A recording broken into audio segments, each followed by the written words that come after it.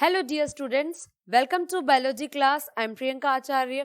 So students, हमने last देखा था हमारे आर एनवायरनमेंट में लेक्चर नंबर 2.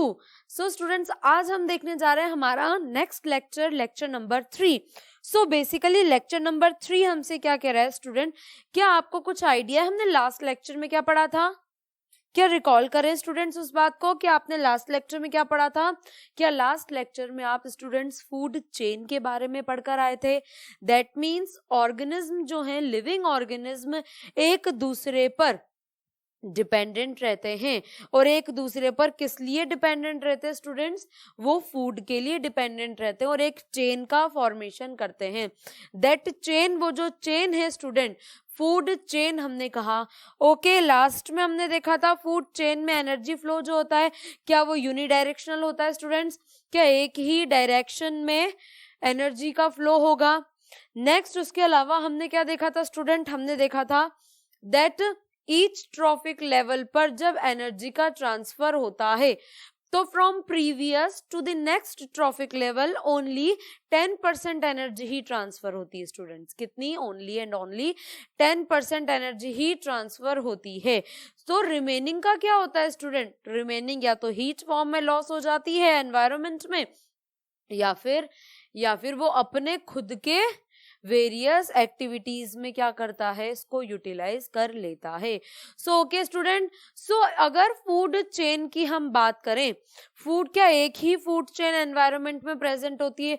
क्या ग्रीन प्लांट्स को खाने के लिए सिंगल हर्बीवोर है? हर्बीवोर्स की कैटेगरी है, हर्बीवोर्स की कैटेगरी है. दैट मीन्स क्या वेरियस फूड चेन एक दूसरे से लिंक होती है स्टूडेंट. सो इस लेक्चर नंबर 3 में हमें वही देखना है. उसे हमने क्या कहा students? Food web. That means the network of food chain is food web. जो नेटवर्क है हमारे फूड चेन का स्टूडेंट्स, वो क्या है? फूड वेब है हमारा. ओके स्टूडेंट्स, तो फूड वेब हमें देखना है एंड फूड चेन में किस तरह से बायोलॉजिकल मैग्निफिकेशन होता है.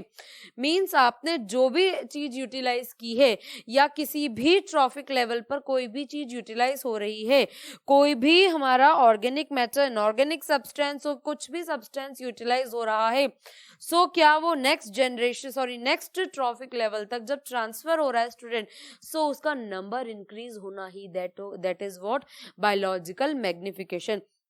सो हमने स्टूडेंट फूड चेन की बात की थी, यहां पर हम बात करेंगे फूड वेब की. किसकी बात करेंगे स्टूडेंट्स? हम फूड वेब की बात करेंगे. फॉर एग्जाम्पल स्टूडेंट्स ध्यान से देखिए, अगर आपको सिंपल सी कोई भी एक फूड चेन बता दी गई है, कोई भी एक सिंपल फूड चेन बताई गई है आपको. फॉर एग्जाम्पल आपने देखा दैट प्लांट्स को स्नेल को बर्ड एंड बर्ड को जो है वो लार्ज बर्ड जो है वो ईट कर रही है. That means trophic level first, trophic level second, trophic level third, trophic level fourth. एक बार देखते हैं students, that is trophic level first. क्या ये स्टूडेंट्स प्रोड्यूसर्स हैं? ट्रॉफिक लेवल सेकेंड, क्या ये हर्बीवोर्स हैं? ट्रॉफिक लेवल थर्ड, क्या ये स्टूडेंट्स कार्निवोर्स हैं? एंड ट्रॉफिक लेवल फोर्थ, ये टॉप कार्निवोर्स हैं या हम बोलें टॉप कंज्यूमर्स हैं. पॉइंट क्लियर है स्टूडेंट?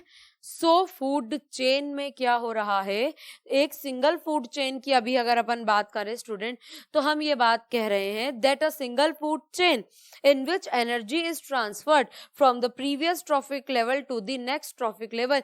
या सीधे सीधे लैंग्वेज में अगर हम बात करें स्टूडेंट, कौन किसको खाता है या किस पर फूड के लिए डिपेंडेंट है? दैट मीन्स ये इस पर फूड के लिए डिपेंडेंट है, ये इस पर फूड के लिए डिपेंडेंट है एंड ये इस पर फूड के लिए डिपेंडेंट है. अगर सिंगल फूड चेन की हम बात करें स्टूडेंट, तो सिंगल फूड चेन में अगर आपसे ये कह दिया जाए क्वेश्चन दैट किसी भी एक ट्रॉफिक लेवल वाले का नंबर डिक्रीज हो जाए या एक्सटिंक्ट हो जाए, यदि इसका नंबर ट्रॉफिक लेवल थर्ड वाले का एक्सटिंक्ट हो जाएगा या डिक्रीज हो जाएगा या ये डिलीट हो गया हमारा एनवायरनमेंट से, तो अब इस फूड चेन पर क्या इफेक्ट होगा स्टूडेंट? एक बार सोचिए, इस फूड चेन पर क्या इफेक्ट होगा. सपोज एक फूड चेन के अंदर कोई भी ट्रॉफिक लेवल हमने देखा, ट्रॉफिक लेवल थर्ड वाला जो है वो क्या हो जाएगा स्टूडेंट, डिलीट हो गया, डिस्ट्रॉय हो गया, एक्सटिंक्ट हो गया। सो रिमेनिंग फूड चेन पर क्या इफेक्ट होगा, या इस फूड चेन पर क्या इफेक्ट होगा, आइए देखते हैं स्टूडेंट क्या इफेक्ट होगा।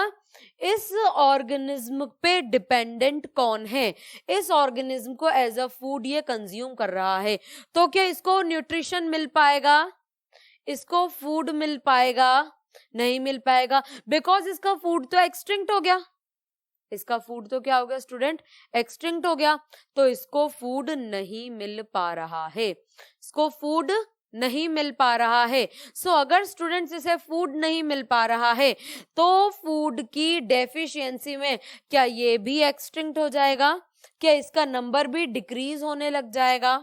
पॉइंट क्लियर है स्टूडेंट। और अगर हम देखें तो ये किसको खाता था, ये इसको खाता था, अब इस पे डिपेंडेंट रहने वाले की तो डेथ हो गई, वो तो नंबर ही एक्सटिंक्ट हो गए, टोटली पूरी स्पीशीज की सबकी डेथ हो गई, नंबर ही एक्सटिंक्ट हो गया उनका तो पूरा। तो अब इसको खाने के लिए क्या कोई अवेलेबल है इस फूड चेन में, कोई अवेलेबल नहीं है। तो जब इसको कोई नहीं खाएगा तो इस ट्रॉफिक लेवल वाले का नंबर क्या हो जाएगा, इंक्रीज हो जाएगा।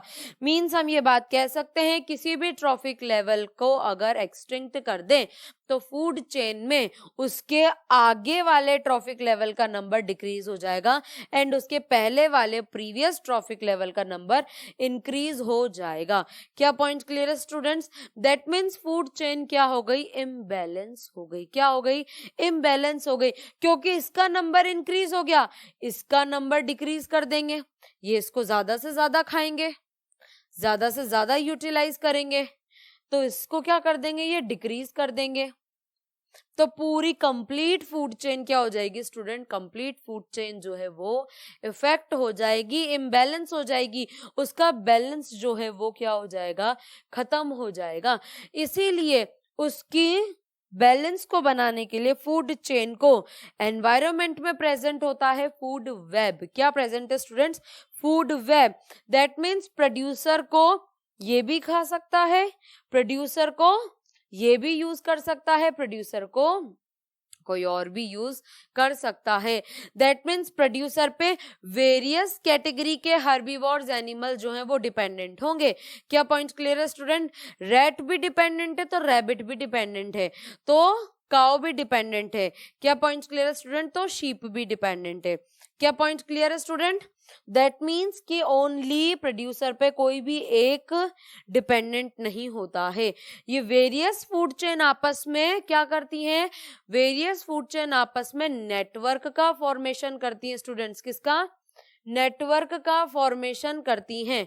सो नेटवर्क के फॉर्मेशन को ही हमने क्या कहा स्टूडेंट, उसकी कॉम्प्लेक्सिटी को, नेटवर्क के फॉर्मेशन को फूड वेब कहते हैं student. So the length and complexity food chain of food chains very greatly. So length जो होती है वो अलग अलग होती है। Each organism is generally eaten by 2 or more other kind of organism. Each organism is eaten by 2 or more other kind of organism which in turn are eaten by several other organism। जो कि एक को दूसरा खा रहा है तो उसको भी, फॉर एग्जाम्पल प्रोड्यूसर है, इस प्रोड्यूसर को खाने के लिए, या कोई भी ट्रॉफिक लेवल वाला है, कोई भी एक ऑर्गेनिज्म है, इसको खाने के लिए वेरियस ऑर्गेनिज्म जो है वो प्रेजेंट हैं, और फिर उन वेरियस ऑर्गेनिज्म को खाने के लिए भी वेरियस वैरायटी के ऑर्गेनिज्म जो है वो प्रेजेंट हैं। So clear students, each organism is generally eaten by 2 or more other kinds of organism which in turn are eaten by several other organism। In this example we can see that a frog eats insect and in turn it is being eaten by a snake or by a crocodile। खुद तो insect को क्या कर रहा है, as a nutrition utilise कर रहा है, और उसी को स्नेक और क्या कर रहे हैं स्टूडेंट, क्रोकोडाइल भी एज अ न्यूट्रिशन यूटिलाइज कर रहे हैं। So okay students, let us understand this with one example. For example हमने रैबिट ईट्स कैरेट्स और लेटस, सो हम देख रहे हैं स्टूडेंट कि जो रैबिट है वो ईट्स आइदर कैरेट्स और लेटस, वो कुछ भी जो है वो खा सकता है। Clear students?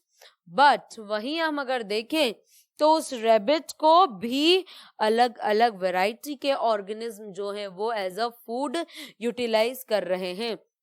Okay student, and in turn it is eaten by a fox or an eagle. It is eaten by a fox or an eagle. For example, you can see a food web on the screen, students. So food web है, that means जो producers हैं उस producer पे dependent कौन कौन है? इस पर रैट भी डिपेंडेंट है, रैबिट भी डिपेंडेंट है, इस पर गोट भी डिपेंडेंट है, काउ भी डिपेंडेंट है। सो इस पर ये सब क्या है स्टूडेंट्स? डिपेंडेंट है। बट अब अगर देखें सो रैट को कौन कौन यूटिलाइज कर पा रहा है? रैट को कैट यूटिलाइज कर लेती है, और आउल यूटिलाइज कर लेता है, स्नेक यूटिलाइज कर लेता है as a food. That means student की इसको तो बहुत सारे यूटिलाइज कर रहे हैं, इसको तो बहुत सारे ऑर्गेनिज्म, वेराइटी ऑफ ऑर्गेनिज्म जो है वो क्या कर रहे हैं स्टूडेंट? यूटिलाइज कर रहे हैं। अगर ऐसा हो जाए, अगर ऐसा हो जाए फॉर एग्जाम्पल जैसा हमने फूड चेन में कहा दैट किसी भी एक ट्रॉफिक लेवल का नंबर डिक्रीज हो जाता है या डिलीट हो जाता है तो कंप्लीट फूड चेन पे क्या फर्क पड़ेगा वो हम अभी देख कर आए। वो इम्बैलेंस हो जाएगी, और कैसे इम्बैलेंस होगी वो भी हम देख कर आए स्टूडेंट। सो एक बार और ध्यान से सुनना। लेकिन फूड वेब की अगर हम बात करें तो फूड वेब में अगर ये इम्बैलेंस हो गया या कोई एक डिलीट हो गया तो क्या होगा?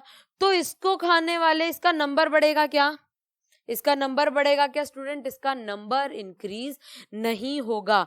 क्यों नहीं होगा? इसके डिलीट होते इसका नंबर इंक्रीज होना चाहिए, पर इसको तो ये भी यूटिलाइज कर रहा है, ये भी यूटिलाइज कर रहा है, ये भी यूटिलाइज कर रहा है। तो इसको यूटिलाइज करने के लिए वैरायटी ऑफ ऑर्गेनिज्म है, वेरियस ऑर्गेनिज्म है स्टूडेंट। दैट्स वाई इसका नंबर इंक्रीज नहीं होगा। और इसको यूटिलाइज कर रही है कैट या स्नेक, तो इसको स्नेक यूटिलाइज कर रहे हैं।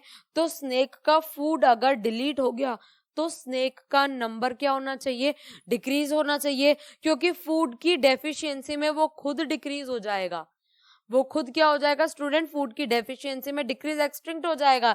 लेकिन ऐसा नहीं होता बिकॉज ये सिर्फ रैट को ही यूटिलाइज नहीं करता है। फॉर एग्जाम्पल ये फ्रॉग को भी यूटिलाइज कर रहा है, किसी बर्ड को भी यूटिलाइज कर रहा है। That means student food web अच्छी है कि नहीं है? फूड चेन से ज्यादा फूड वेब ज्यादा बढ़िया है, बिकॉज फूड वेब बेनिफिशियल है। ये एक बैलेंस का फॉर्मेशन कर रही है। ऐसा नहीं किसी का भी नंबर, किसी भी ट्रॉफिक लेवल का नंबर इंक्रीज नहीं हो रहा न डिक्रीज हो रहा, उसका नंबर बैलेंस बना हुआ है स्टूडेंट। क्या बना हुआ है? उसमें बैलेंस बना हुआ है। दैट मीन्स क्या? Food web and food chain आपको क्लियर है स्टूडेंट? आई होप आपको लास्ट लेक्चर में फूड चेन और अभी तक के लेक्चर में फूड वेब क्लियर हो। आइए स्टूडेंट्स देखते हैं what is food web. So instead of a straight line food chain, the relationship can be shown as a series of branching lines called food web. That means the branching lines जो है that is food web. Now हम discuss करेंगे students biological magnification. क्या discuss करेंगे students? हम biological magnification. सो अगर हम बात करें स्टूडेंट बायोलॉजिकल मैग्निफिकेशन की, फॉर एग्जाम्पल एक बार आप इधर देखिए, फूड चेन की बात करें, trophic level first, trophic level second, energy transfer ऐसे ही हो रहा है, ट्रॉफिक लेवल थर्ड, फिर एनर्जी ट्रांसफर हुआ ट्रॉफिक लेवल फोर्थ तक। अब इधर ध्यान से सुनिएगा स्टूडेंट, दैट ट्रॉफिक लेवल 1 ने कोई भी चीज का क्या किया? यूटिलाइजेशन किया जिसका डिग्रेडेशन इजीली पॉसिबल नहीं है। क्लियर है स्टूडेंट? जिसका डिग्रेडेशन इजीली पॉसिबल नहीं है। फॉर एग्जाम्पल आप देख सकते हो यहाँ पर आपको एक नंबर बता रहे हैं, फिश ईटिंग जो बर्ड्स हैं वहां तक एक फूड चेन है, उस फूड चेन में हम देख रहे हैं। एक बार इधर ध्यान से सुनना, किसी भी सब्सटेंस का क्या किया? यूटिलाइजेशन किया एक ट्रॉफिक लेवल ने। Clear students? जिसका डिग्रेडेशन इजीली पॉसिबल नहीं है, तो वो क्या हुआ? वो इसके अंदर स्टोर हुआ, वो इसके अंदर क्या हुआ, स्टोर हुआ, किसी एक पर्टिकुलर नंबर में स्टोर हुआ। जैसे ही उसको सेकेंड ट्रॉफिक लेवल वाले ने खाया, उसको किसने, सेकेंड ट्रॉफिक लेवल वाले ने क्या किया, कंज्यूम किया, क्या अब वो हार्मफुल सब्सटेंस इसमें ट्रांसफर हो जाएगा, हार्मफुल सब्सटेंस इसमें ट्रांसफर हो जाएगा स्टूडेंट। जैसे ही वो ट्रांसफर हुआ, उसका नंबर थोड़ा सा क्या हो गया, इंक्रीज हो गया। जैसे ही वो नेक्स्ट ट्रॉफिक लेवल में ट्रांसफर हुआ, फिर इंक्रीज हो गया, और नेक्स्ट में गया तो फिर और इंक्रीज हो गया। तो ये जो जिसका डिग्रेडेशन पॉसिबल नहीं है, उसका नंबर इंक्रीज होना, दैट इज बायोलॉजिकल मैग्निफिकेशन। उसे हमने क्या कहा स्टूडेंट, बायोलॉजिकल मैग्निफिकेशन। क्या पॉइंट्स क्लियर है स्टूडेंट्स, पॉइंट क्लियर है? फिर से रिपीट करिए स्टूडेंट्स, मेरे पॉइंट को ध्यान से सुनिएगा। कोई भी ऐसा सब्सटेंसेस जो कोई एक ट्रॉफिक लेवल कंज्यूम कर रहा है जिसका इजीली डिग्रेडेशन अवेलेबल नहीं है, अगर ऐसा है जिसका इजीली डिग्रेडेशन अवेलेबल नहीं है, तो स्टूडेंट्स वो each and every trophic level में क्या होता जाएगा, डिग्रेड तो हो ही नहीं रहा, तो उसका नंबर इंक्रीज होता जाएगा। So the increment of in that substances from the each trophic level in a food chain is known as biological magnification. उसे हमने क्या कहा स्टूडेंट, बायोलॉजिकल मैग्निफिकेशन कहा है। फॉर एग्जाम्पल हम देखते हैं स्टूडेंट्स हमारे एग्जाम्पल से, बायोलॉजिकल मैग्निफिकेशन क्या कह रहा है, वाटर में अगर कोई हार्मफुल सब्सटेंसेस है जिसका डिग्रेडेशन नहीं हो रहा, उन्हें अगर किन्होंने ले लिया, वाटर में प्रेजेंट वाटर एनिमल्स ने, उनको कंज्यूम करने वाली हैं स्मॉल फिशेस, उन फिशेस को कंज्यूम करने वाले हैं लार्ज फिशेस, और उनको कंज्यूम करने वाले हैं उनके predators. So each and every trophic level में उसका नंबर क्या होता जाएगा स्टूडेंट्स, इंक्रीज होता जाएगा, बिकॉज डिग्रेडेशन इजीली पॉसिबल नहीं है, डिग्रेडेशन नहीं हो सकता। क्या पॉइंट्स क्लियर है student, that is biological magnification, that is what, biological magnification. For example देखते हैं students, sometime harmful chemicals enter our body through the food chain। हमारी बॉडी में harmful substances food chain के थ्रू क्या हो जाते हैं, एंटर हो जाते हैं। कैसे, फॉर एग्जाम्पल आपने आपके क्रॉप फील्ड में एग्रीकल्चर के लिए आपने तो पेस्टिसाइड यूटिलाइज किए, आपके क्रॉप को क्या करने के लिए, आपके क्रॉप को पेस्ट से प्रोटेक्ट करने के लिए आपने पेस्टिसाइड यूज किए, that is also a chemical. क्या वो केमिकल सॉइल में और आपके प्रोड्यूसर के साथ, आपके क्रॉप के साथ में मिक्स हो गया, क्या उसमें चला गया है बच्चों, उसमें चला गया है ना स्टूडेंट। जैसे ही वो वहां पर गया, आपकी जो एनिमल है जो क्या कर रहा है, उसको कंज्यूम कर रहा है, क्या अब उसकी बॉडी में वो चले जाएंगे हार्मफुल सब्सटेंसेस, हार्मफुल सब्सटेंसेस उसकी बॉडी में चले गए, डिग्रेडेशन पॉसिबल है और not, degradation is not possible student, degradation possible नहीं है। सो जब डिग्रेडेशन नहीं हो रहा है, अगर हम देखें तो ये इसकी बॉडी में स्टोर हो गए, आपको बोर्ड पर दिख रहा है, आपने हार्मफुल पेस्टिसाइड यूटिलाइज किए, आपके क्रॉप फील्ड पर कौन आई, आपके क्रॉप फील्ड पर काऊ आई।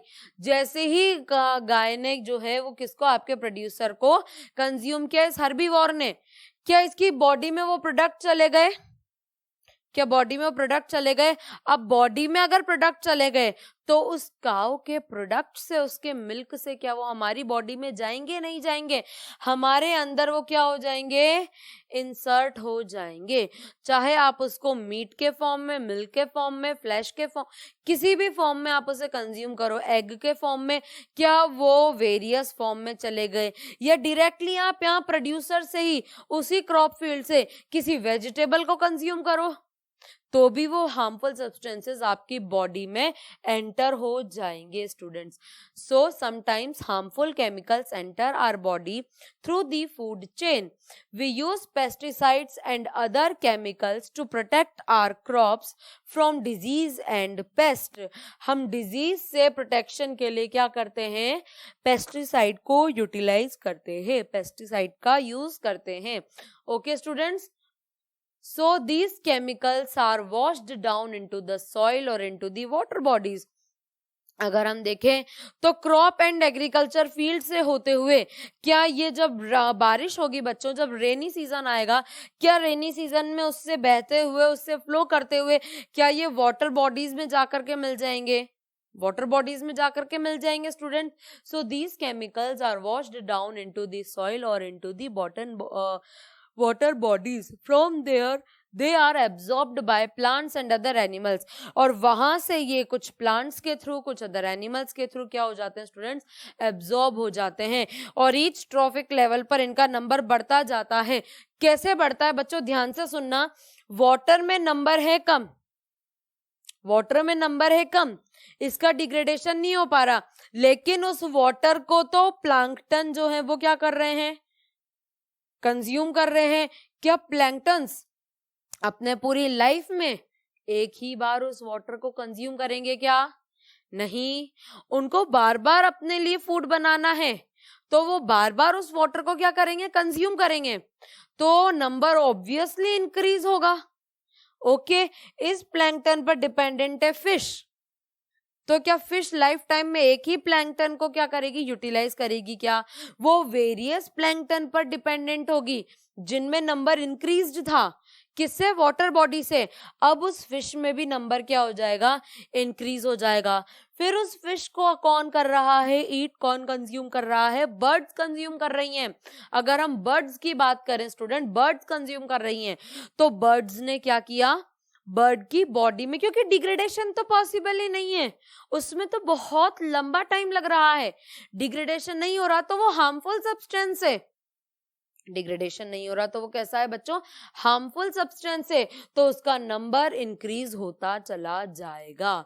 सो they are absorb by plants and animals. As these chemicals are not degradable, they accumulated progressively at each trophic level, and this phenomenon is known as biological classification, biological magnification. So student, biological magnification is clear, food web is clear.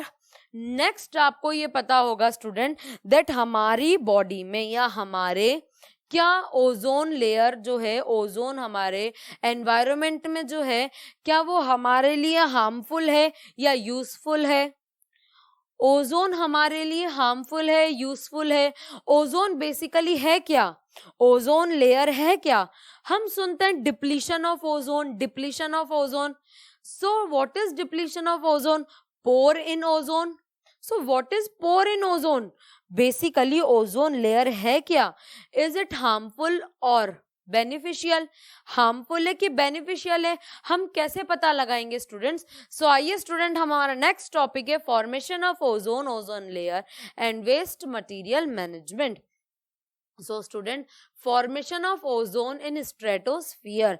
हमारे environment में various क्या होते हैं students, various जो है levels present होते हैं. उनमें से एक लेवल होता है दैट इज स्ट्रेटोस्फियर.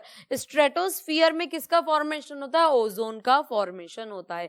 किसका फॉर्मेशन होता है? ओजोन का फॉर्मेशन होता है. कैसे होता है students? From the oxygen molecule से होता है. किससे? ऑक्सीजन से होता है. ऑक्सीजन मॉलिक्यूल्स जो हैं सनलाइट के एक्सपोजर में ब्रेक डाउन हुआ, सनलाइट के एक्सपोजर में ब्रेक डाउन हुआ और तीन जो हैं वो क्या हो गए, आपस में मिल गए, तो उन्होंने एक ओजोन मॉलिक्यूल का फॉर्मेशन कर लिया. या तीन ऑक्सीजन एटम आपस में मिले, या एक ऑक्सीजन एटम ऑक्सीजन मॉलिक्यूल के साथ जाकर के मेडअप हुआ, उसके साथ जाकर के फॉर्म हुआ, उसे हमने क्या कहा स्टूडेंट? उसे हमने कहा है ओजोन. यूवी लाइट के एक्सपोजर की वजह से ऑक्सीजन एटम का फॉर्मेशन हो रहा है और वो एटम ऑक्सीजन मॉलिक्यूल के साथ में मिलकर क्या कर रहा है? वो ओजोन मॉलिक्यूल का फॉर्मेशन कर रहा है. सो स्टूडेंट्स, आइए इधर देखते हैं formation of ozone in stratosphere. Ozone is a molecule formed by 3 atoms of oxygen. 3 atoms of oxygen. So student, oxygen का एक atom, oxygen molecules and last में ओजोन मॉलिक्यूल. सो ओजोन का फॉर्मेशन तो ऐसे हुआ. While oxygen, which we normally refer to as oxygen, is essential for all aerobic forms of life. Oxygen हमारे लिए important है, हमारे रेस्पिरेशन में इंपॉर्टेंट है, हमारी ईच एंड एवरी सेल तक ऑक्सीजन को पहुंचाना इंपॉर्टेंट है. क्यों इंपॉर्टेंट है ऑक्सीजन इतनी हमारे लिए स्टूडेंट्स? बिकॉज मेटाबॉलिक एक्टिविटीज में ऑक्सीजन इंपॉर्टेंट है, इंपॉर्टेंट रोल प्ले करती है। ओके स्टूडेंट्स, इनके किसमें, मेटाबॉलिक एक्सरसाइज में, मेटाबॉलिक एक्टिविटीज में, हमारी जितनी भी मेटाबॉलिक एक्टिविटीज हो रही हैं स्टूडेंट, उसमें ऑक्सीजन अपना इंपॉर्टेंट रोल प्ले करती है। सो अगर हम देखें, ऑक्सीजन की जगह आप अगर किसको कंज्यूम कर लो, ओजोन को कंज्यूम कर लो, तो ओजोन डेडली पॉइजनस है स्टूडेंट्स, ओजोन पॉइजनस है हमारे लिए पॉइजन है, हम उसको यूटिलाइज नहीं कर सकते हैं। क्या पॉइंट क्लियर है student? So ozone is a deadly poison. However, at the higher levels of the atmosphere, ozone performs an essential function. अगर हम स्ट्रेटोस्फीयर की बात करें तो स्ट्रेटोस्फीयर में ओजोन जो है वो एक स्पेसिफिक फंक्शन प्ले करती है जो हमारे लिए इंपॉर्टेंट भी है। कैसे इंपॉर्टेंट है स्टूडेंट, आइए इधर देखते हैं। सन से जैसे ही रेडिएशंस आई अर्थ पर, अर्थ के चारों ओर जो एटमॉस्फेयर प्रेजेंट है, सन से जैसे ही स्टूडेंट्स रेडिएशन आई, it shields the surface of the earth from the ultraviolet radiation from the sun. Sun से ultraviolet radiation that are harmful to us, ultraviolet radiations that are harmful to living organism, that are harmful to our environment. So जैसे ही सन से क्या आ रही हैं, उससे आ रही हैं harmful radiations, ultraviolet radiations, वैसे ही अर्थ के चारों तरफ क्या हो रहा है, एक प्रोटेक्टिव कवरिंग का फॉर्मेशन हो रहा है। क्या हो रहा है स्टूडेंट्स, एक प्रोटेक्टिव कवरिंग का फॉर्मेशन हो रहा है। So stratosphere is the second layer of atmosphere is 48 kilometre of ozone. So ozone से 48 किलोमीटर से फॉर्म्ड है। तो जैसे ही सनलाइट का एक्सपोजर होगा, अगर हम देखें क्या है student, stratosphere second layer of atmosphere है 48 किलोमीटर। ये प्रोटेक्ट करेगी किसको, अल्ट्रावायलेट रेडिएशंस को आने से।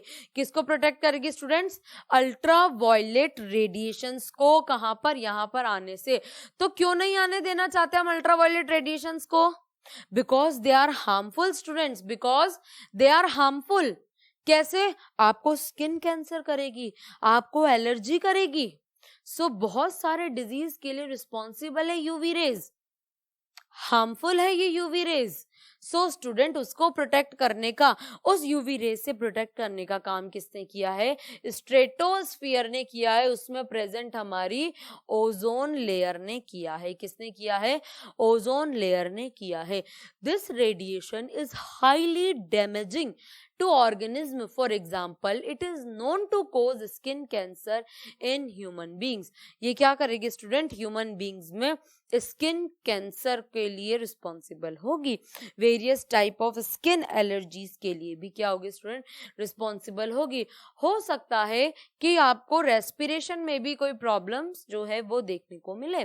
सो ozone absorbs harmful UV rays from the sun. Ozone क्या करेगी, ओजोन लेयर वो एब्जॉर्ब कर लेती है इन हार्मफुल यूवी रेज को। पर क्या स्टूडेंट्स हमारी या मेन मेड किसी भी ऐसी टेक्निक की वजह से इस ओजोन लेयर का अगर डिप्लीशन हो जाए तो क्या ये ओजोन लेयर डिप्लीट हो जाएगी, तो हार्मफुल यूवी रेज जो है क्या वो डायरेक्टली अर्थ तक पहुंच जाएगी, अर्थ सरफेस तक पहुंच जाएगी।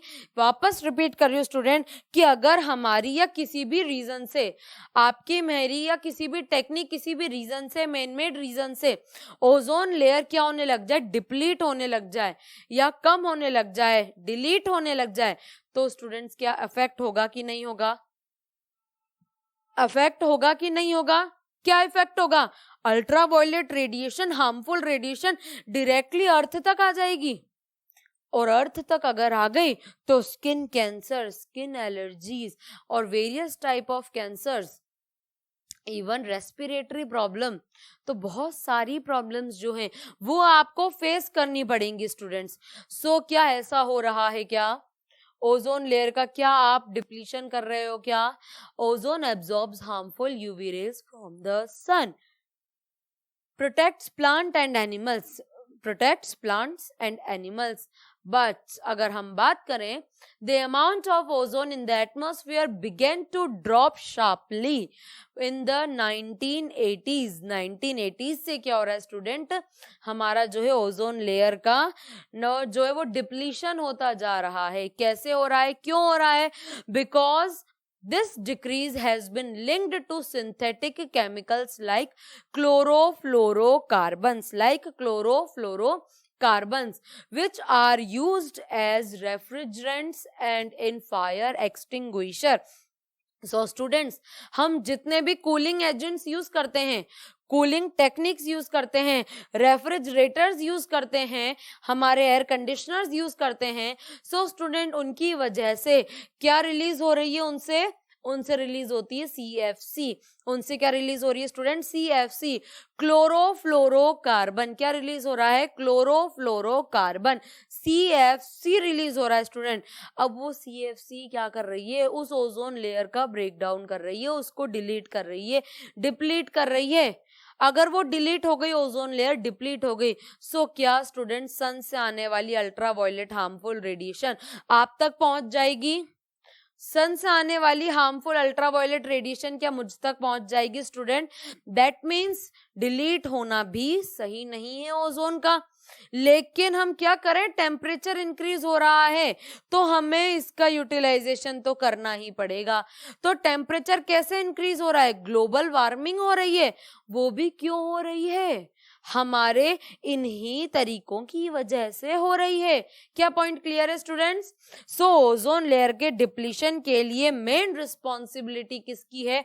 वो है CFC की, क्लोरोफ्लोरोकार्बन की. ओके स्टूडेंट्स, क्लोरोफ्लोरोकार्बन प्रेजेंट है. कहां पर प्रेजेंट है क्लोरोफ्लोरोकार्बन स्टूडेंट्स? क्लोरोफ्लोरोकार्बन प्रेजेंट है कहां पर है स्टूडेंट्स? वो प्रेजेंट होता है रेफ्रिजरेंट्स में और एक्सटिंग्विशर. फायर एक्सटिंग्विशर में हम उसे यूटिलाइज करते हैं, कूलिंग एजेंट्स में हम उसे यूटिलाइज करते हैं. इस CFC की वजह से क्या हो रहा है? इस CFC की वजह से ही हमारी ओजोन लेयर का डिप्लीशन हो रहा है. ओजोन लेयर का डिप्लीशन हो रहा है. In 1987 the United Nations Environment Programme UNEP succeeded in forging an agreement to freeze CFC production at 1986 levels. So student इन्होंने क्या किया, इन्होंने ट्राई भी किया दैट CFC के प्रोडक्शन को, CFC के जो यूटिलाइजेशन है, उस यूटिलाइजेशन को हमें क्या करना चाहिए स्टूडेंट? उस यूटिलाइजेशन को हमें कम करना चाहिए. सो दैट CFC का यूटिलाइजेशन अगर कम होगा तो हम जो कह रहे हैं हमारी ओजोन लेयर जो है स्ट्रेटोस्फीयर में, उसका डिप्लीशन भी नहीं होगा. उसका डिप्लीशन अगर नहीं हुआ तो अल्ट्रावायलेट रेज जो है वो आप तक और मुझ तक नहीं पहुंच पाएगी और किसी भी तरह का कोई भी हार्म हमें नहीं कर पाएगी. सो क्या पॉइंट्स क्लियर है student about ozone layer? Ozone layer is harmful or beneficial to us? Ozone is harmful to us, but ozone layer in stratosphere is beneficial to us because it protect ultraviolet radiations which is coming from the sun to the earth surface. So point clear student, and ultraviolet radiation is also very very harmful to us, both of us. Okay students, but अगर हम क्या सिर्फ ozone layer ही harmful है? क्या ozone layer ही harmful है? हम जो waste हमारे घर में वेस्ट मटेरियल गार्बेज कलेक्ट कर रहे हैं, क्या वो हार्मफुल नहीं है हमारे लिए? Vegetables peel of, fruit peel of अगर हम देखें, कोई प्लास्टिक एल्यूमिनियम कैन्स हम देखें, हमारे पेपर वगैरह हम देखें, सो जितनी भी चीजों को जो जिस भी तरह का गार्बेज प्रोड्यूस हो रहा है, सीवेज है अगर, सो गार्बेज जो प्रोड्यूस हो रहा है स्टूडेंट, उसका क्या करना है? उसका भी तो मैनेजमेंट करना पड़ेगा. अदरवाइज अगर वो बाहर पड़ा हुआ है, खुले में पड़ा हुआ है एनवायरनमेंट में हमारे, तो उस पर बहुत सारे mosquitoes, disease causing organism grow करेंगे जो वेरियस वेक्टर्स के थ्रू, एयर के थ्रू, वाटर के थ्रू आपकी और मेरी बॉडी में इंसर्ट होकर के क्या करेंगे? फिर से डिजीज कर देंगे. क्या कर देंगे स्टूडेंट्स, डिजीज कर देंगे, डिजीज्ड कंडीशन ले आएंगे। सो क्या पॉइंट क्लियर है स्टूडेंट? दैट मीन्स उस गार्बेज का हमें क्या करना है, उसका भी मैनेजमेंट करना है, उस वेस्ट मटेरियल का भी आपको और मुझे क्या करना है, हम सबको मैनेजमेंट करना है। ओके स्टूडेंट, सो हमारा नेक्स्ट टॉपिक है managing the garbage we produce. So कौन कौन सा गार्बेज हम प्रोड्यूस करते हैं स्टूडेंट और कैसे उसका मैनेज करते हैं। Improvements in our lifestyle have resulted in greater amount of waste material generation. So students, हम वेस्ट मटेरियल का जो है वो ग्रेटर अमाउंट में क्या करते हैं, उसको जनरेट करते हैं। और अगर हम देखें, changes in attitude also have a role to play with more and more things we use becoming disposable. Change in packaging have resulted in much of our waste becoming non-biodegradable. So students, जो biodegradable waste है हमारे, उनको तो हम easily degrade कर लेंगे, and जो non-biodegradable waste है, या तो हम क्या करें, उनका utilization ही कम से कम कर दें, negligible कर दें। क्लियर स्टूडेंट्स, जो हमारे नॉन बायोडिग्रेडेबल हैं उनकी पैकेजिंग वगैरह उनको यूटिलाइज करने में ही हम चेंजेस कर दे स्टूडेंट। सो क्या उससे भी हमारा गार्बेज जो है वो क्या हो जाएगा स्टूडेंट, हमारा वेस्ट मटेरियल जो है उसका मैनेजमेंट हो जाएगा। क्या पॉइंट्स क्लियर है स्टूडेंट? सो आज के लेक्चर में हम अगर बात करें, हमने क्या क्या देखा आज के लेक्चर में, हमने ये देखा student, first of all that क्या हो रहा है, फूड वेब का फॉर्मेशन हो रहा है। क्या हो रहा है स्टूडेंट्स, फूड वेब का फॉर्मेशन हो रहा है। वो फूड वेब क्या इंपॉर्टेंट है हमारे लिए, फूड वेब क्या थी, फूड चेन का, वेरियस फूड चेन का एक नेटवर्क है, दैट इज फूड वेब है। वो क्या है स्टूडेंट, फूड वेब है। फूड वेब ज्यादा बेनिफिशियल है, ज्यादा अच्छी है, या फूड चेन ज्यादा अच्छा है? फूड वेब ज्यादा अच्छा है। क्यों है फूड वेब ज्यादा अच्छा? बिकॉज फूड चेन में तो अगर कोई एक ट्रॉफिक लेवल का ऑर्गेनिज्म डिक्रीज हो गया तो पूरी फूड चेन पे क्या हो जाएगा, इफेक्ट हो जाएगा। बट अगर फूड वेब में कोई भी एक ऑर्गेनिज्म अगर डिक्रीज हो गया, डिलीट हो गया, डिप्लीट हो गया, तो फूड वेब पे कोई भी इफेक्ट नहीं होगा, बिकॉज उसकी कमी, उसकी भरपाई किसी अनदर लिविंग ऑर्गेनिज्म के थ्रू कर ली जाएगी। सो पॉइंट क्लियर है स्टूडेंट? उसको क्या कर लिया गया है, यूटिलाइज कर लिया गया है। ओके स्टूडेंट्स, नेक्स्ट हमने देखा बायोलॉजिकल मैग्निफिकेशन। हमने जब हमारा फर्स्ट लेक्चर देखा था स्टूडेंट्स, हमने biodegradable waste and non biodegradable waste देखे थे। बायोडिग्रेडेबल वेस्ट जिनका डिग्रेडेशन इजीली अवेलेबल है, एंड नॉन बायोडिग्रेडेबल वेस्ट जिनका डिग्रेडेशन इजीली अवेलेबल नहीं है, या फिर डिग्रेडेशन ही नहीं होता है, या लॉन्ग टाइम जो है वो डिग्रेडेशन में लगता है। So clear student? वैसे ही अगर कोई नॉन बायोडिग्रेडेबल सब्सटेंसेस को फूड चेन का एक भी ट्रॉफिक लेवल वाला ऑर्गेनिज्म अगर क्या कर लेगा, उसको ले लेगा, उसको अपटेक कर लेगा, तो जैसे ही वो नेक्स्ट ट्रॉफिक लेवल में जाएगा, number increase, next trophic level में गया, number increase, next trophic level में नंबर इंक्रीज। क्यों? Because degradation is not possible, degradation नहीं हो रहा, तो नेक्स्ट ट्रॉफिक लेवल में ट्रांसफर होते होते क्या हो रहा है, नंबर इंक्रीज हो रहा है। That is biological magnification, that is what student, biological magnification. Next हमने देखा about the ozone layer. Ozone layer क्या है student, what is ozone, ozone का फॉर्मेशन कैसे होता है। स्ट्रेटोस्फीयर में ओजोन लेयर प्रेजेंट है अबाउट 48 किलोमीटर्स। कितना स्टूडेंट्स, 48 किलोमीटर्स। बट ह्यूमन की एक्टिविटीज के resultant cooling agents, refrigerants and fire extinguishers में जो CFC क्लोरोफ्लोरोकार्बन का यूटिलाइजेशन हम कर रहे हैं, उस CFC के रिजल्टेंट क्या हो रहा है स्टूडेंट, उसके रिजल्टेंट उस ओजोन लेयर का डिप्लीशन होता जा रहा है, उसका डिलीशन होता जा रहा है। आपने सुना होगा ओजोन लेयर में छेद, pore in ozone layer. So what is pore in ozone layer, वहां से ओजोन लेयर जो है वो ज्यादा कम हो गई, दैट इज पोर। ऐसा नहीं है कि कोई एक पोर जो है उसका फॉर्मेशन हो गया, नहीं, वहां से वो ओजोन लेयर डिप्लीट होती जा रही है। अगर ओजोन लेयर डिप्लीट हो जाएगी स्टूडेंट, सो हमारे सन से आने वाली हार्मफुल अल्ट्रावायलेट रेडिएशन अर्थ की सरफेस तक आकर के जाएगी। दैट मीन्स वो हमारे physical surrounding plus as well as हमारे लिविंग ऑर्गेनिज्म ऑर्गेनिज्म को, बायोटिक एंड एबायोटिक फैक्टर्स को, both factors are affected by that, both factors जो हैं वो उससे क्या होंगे स्टूडेंट्स, अफेक्ट होंगे। अब सिर्फ ऐसा नहीं है कि CFC की वजह से ही पॉल्यूशन हो रहा है या हार्मफुल रेडिएशन आ रही है, वहीं हमारा वेस्ट भी इतनी इंपॉर्टेंट रोल प्ले कर रहा है हमारा एनवायरनमेंट को अनहेल्दी करने में। अगर हमने उस वेस्ट का प्रॉपर ट्रीटमेंट नहीं किया, सीवेज का प्रॉपर ट्रीटमेंट नहीं किया, किसी भी गार्बेज का प्रॉपर ट्रीटमेंट नहीं किया, नॉन बायोडिग्रेडेबल सब्सटेंसेस को ज्यादा यूज किया, आपने अपनी थिंकिंग को चेंज नहीं किया, अपने यूटिलाइजेशन को चेंज नहीं किया स्टूडेंट, तो फिर क्या इफेक्ट होगा, तो इफेक्ट होगा various disease causing micro organism grow करेंगे।